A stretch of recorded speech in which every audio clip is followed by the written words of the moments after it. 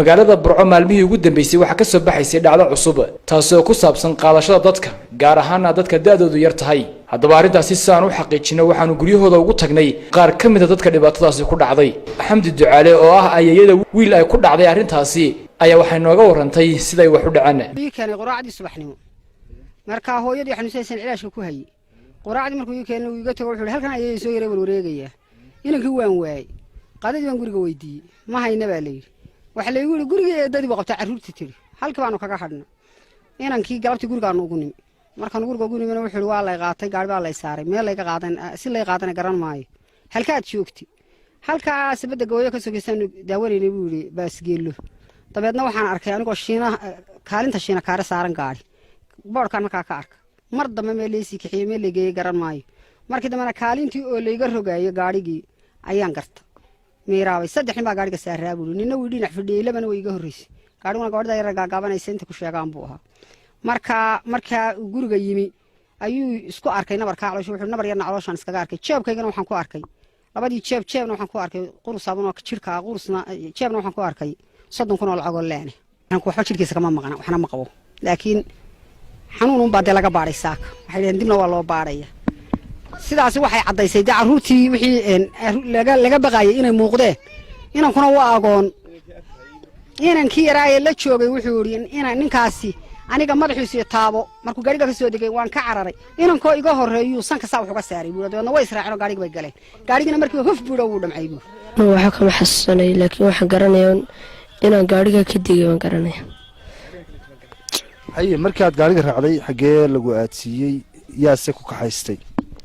saddex nin baan arkay waxay dacal taagan laakiin meel ay geeyay meel aan qabtay garanaa nabarkan hore ma dalay may taas ku arag nabarka fiidkii waa isku arkay lacagta iyo isaamunta ma sidaan marka hore aan garabkayga waxa fadhiday mid ka mid ah dadkii ay ku dhacday dhacdada idata waxa lagu magacaabaa nimco nimco waxay waxaan ka wareysan doonaa qaabkay waxaan ugu dhaceen nimco bal nooga waran sidee wax kugu dhaceen bismillaah ardaaniga waxay ku dhaceen wax adeeg baa la diray suuqan aaday kadib aniga meeran luuqa maraya ay iga hortimay gabadh naqaaban oo xijaab sidataa dadna gabadhu way isku kaydhafatay kadib markay isku kaydhafatay bacdeen adeega ku doonayay wixiiba waan tuuray waan jeestay gabadhii baan raacay markaan raacay meel halkaasba iga saartay gabadhii gaari Leila Calaawi madow kadib magacaygay weydiisay laba sawir bay iga qaaday waxay kaniiniga isbaysanka ii saartay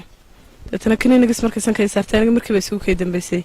waxaan baraarugay anigoo qalbigu xidhan yahay oo beerkana wax qabow iga marinayo dad cadaan ah inay marinayaan kadib markay baraarugay sanki way soo toosiyeen labadaas dhiigiga qaadeen markii labada dhiigiga qaadeen sanki bay wixii saareen kadib waxaan baraarugay anigoo daarad fadhiya gabadhii ayaa waraaqihii loo keenay shaybaadhka waa lagu soo tuuray kadib sanki baa wixii la saaray titanic shishadiisa markaa la soo dhigay baraarugii laba saddexaadna titanic shishadiisa anigoo allo liigu leeyay degban baraarugay marka muddada waqtiga intay qaad intay hayd waqti 3 saacadood ha marka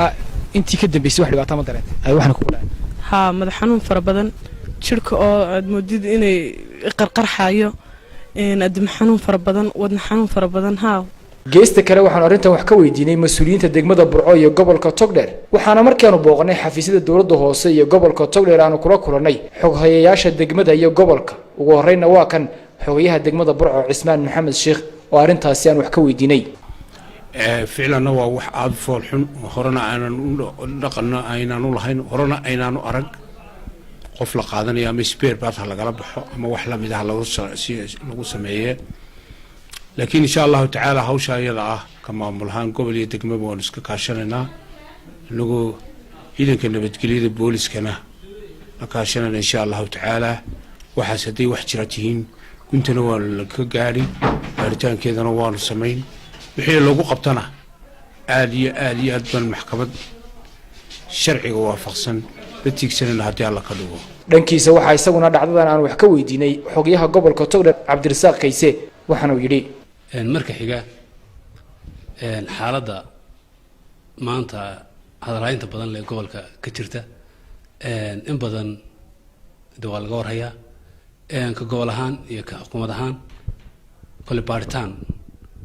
mugiyo miisaan lagu hayaa wixii natiijooyin ka soo baxana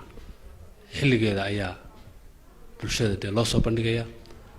dhacdadan ayaa mid ugub ku ah bulshada gobolka Togdheer walow aanay jirin wali cid xaqiiqo ah oo loo qabtay arrintaasi balse ay jiraan dad yow kale oo sheegaya inay ku dhacday arrintaasi. Maxamed Mooto, Bulsha TV, Burco.